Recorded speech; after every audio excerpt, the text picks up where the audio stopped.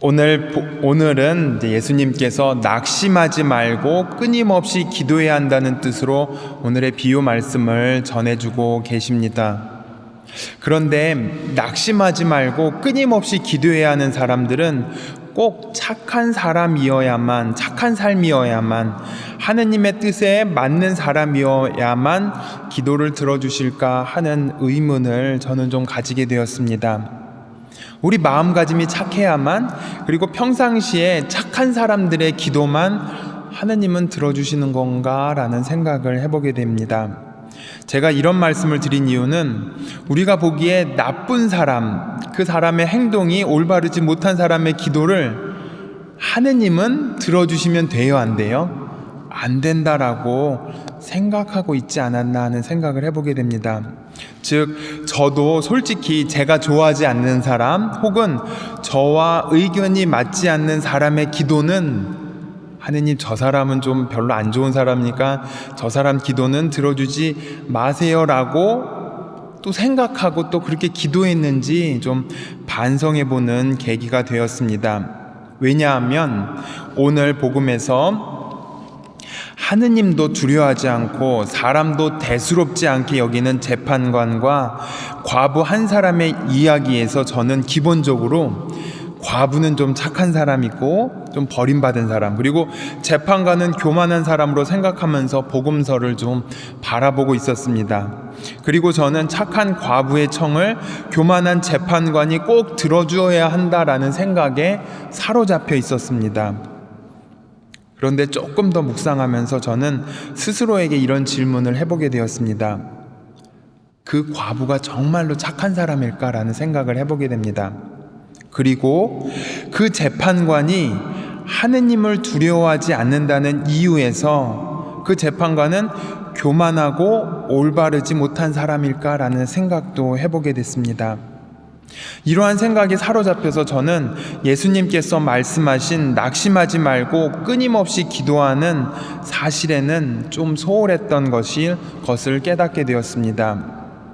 오늘 복음 말씀을 묵상하면서 가장 중요하게 느끼게 된 점은 예수님께서 말씀하신 사람들이 착하거나 나쁘거나 그 판단하기 이전에 깊이 더 성찰해야 할 것들이 있었다라는 것이었습니다. 그것은 바로 우리가 좀 나쁘다, 착하지 않다라고 생각하는 그들에게도 올바른 판결이 존재할 수 있다라는 것이었습니다.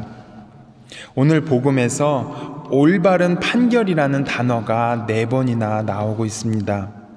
과부가 착하거나 나쁘거나 그것도 중요하지 않습니다. 그리고 그 재판관이 교만하거나 그것도 중요하지 않지만은 과부나 재판관은 뭐를 향해서 합의를 받죠? 올바른 판결에 대해서는 합의를 받다라는 것입니다. 예수님께서 이렇게 말씀하셨습니다. 그 불의한 재판관이 하는 말을 새겨 들어라 라고 말입니다. 그런데 우리는 그 불의한 재판관이 하는 말마저도 듣지 않으려고 했었던 것이 바로 우리의 큰 좀 실수가 아니었나라는 생각을 해보게 됩니다. 오히려 그 불의한 재판관이기에 그가 하는 말은 틀렸다고 기본적으로 생각하고 있지 않았나 반성해 보게 됩니다. 저의 이러한 삶의 자세는 그들은 모든 것이 잘못되었다라고 판단하는 그 기본이 되었습니다. 어쩌면 불의한 사람들도 어느 면에서는 올바른 판결을 내리려는 노력이 있다라는 사실을 받아들이기 힘든 제 자신을 좀 보게 되었습니다. 그러면서 자연스럽게 제 자신의 기도, 그리고 우리 모두의 기도의 자세에 대해서 다시 한번 생각해 보게 되었습니다.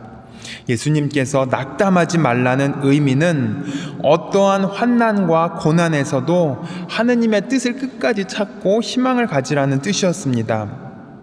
분명히 맞습니다. 하지만 반대로 또 본다면은 우리 자신이 정말로 받아들일 수 없는 상황에서도 하느님은 그 사람들의 기도 안에서도 분명히 어떻게 한다는 거죠? 존재하고 계시다라는 것을 우리는 인정해야 하는 그 마음 자세가 필요한 것이었습니다.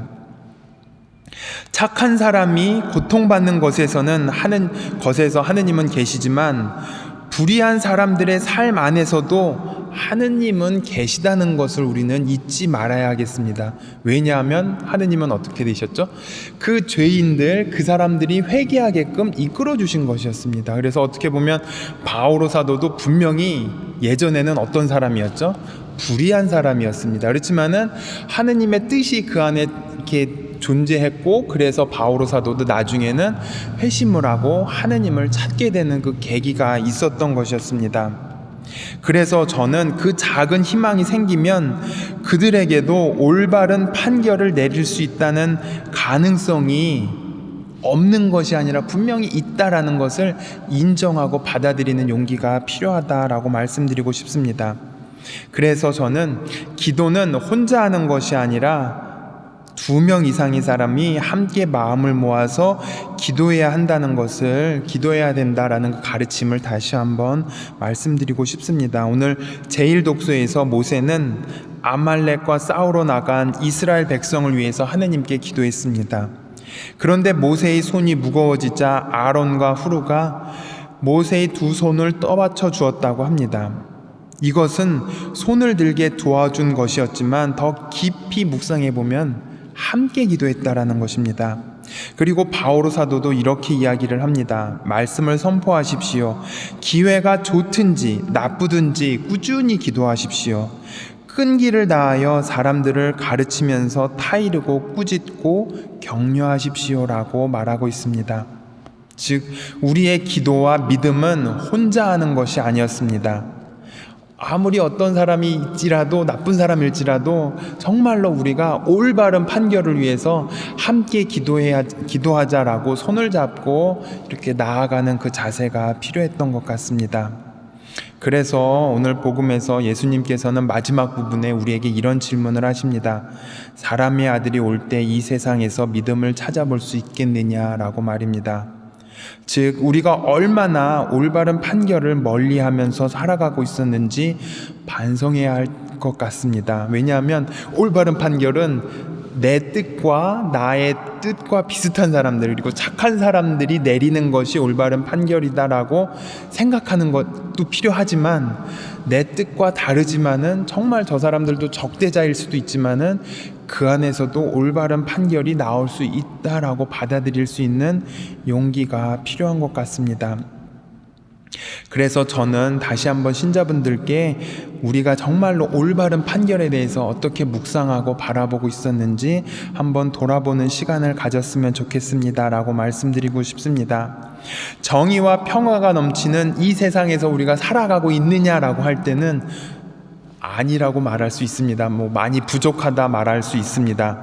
하지만 그 부족한 부분을 내가 또 나와 함께 누군가와 하고, 그리고 또 나의 뜻이 다르더라도 정말로 정의와 평화가 넘치는 세상을 위해서는 적대자라도, 내가 싫어하는 사람이라도 함께 갈 수 있는 그 용기를 갖는 것이 더 중요하지 않을까라는 생각을 해보게 됩니다.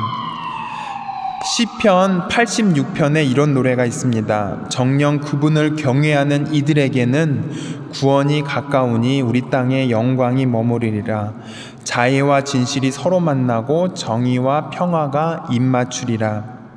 올바른 판결은 정의와 평화가 입맞추는 것입니다.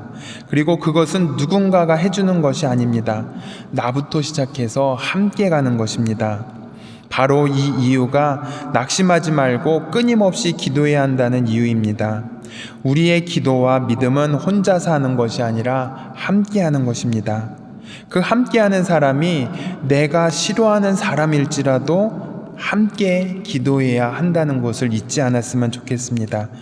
그 안에서 하느님의 올바른 판결은 우리의 사고 저 너머에 있는 그 하느님의 뜻이 드러나게 되는 것 같습니다. 잠시 묵상하겠습니다.